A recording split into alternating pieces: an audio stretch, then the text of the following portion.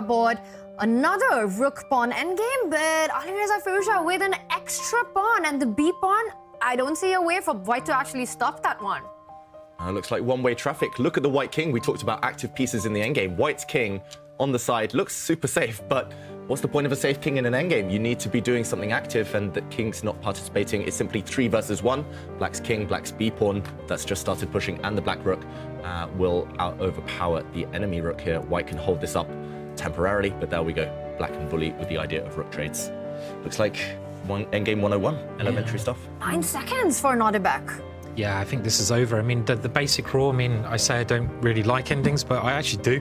And the basic rule is when you're a pawn up, where do you put your rook in a rook ending when you're attacking? If you can get your rook behind the passed pawn, and there was this famous Botvinnik game, an ex-world champion who won a classic game, it's pretty much over because you just shove that pawn down the board as black's doing here, and there's nothing that white can do about that pawn, and I would not be surprised if he just resigns now.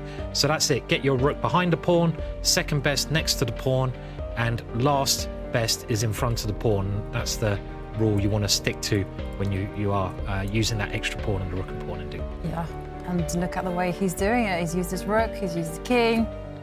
All he has to do is find shelter for that king, and once it's there, it's game over.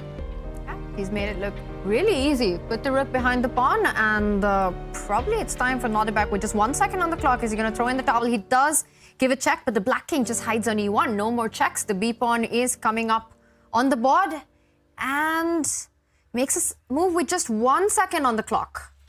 Yeah, I think both players leaned back. Have we seen a result? We have. Firouzja does take the win. The black king hides behind enemy lines. The black b pawn was about to bring up a queen, and that's it. An early lead with black as well for Firouzja. Very convincing play by Alireza there.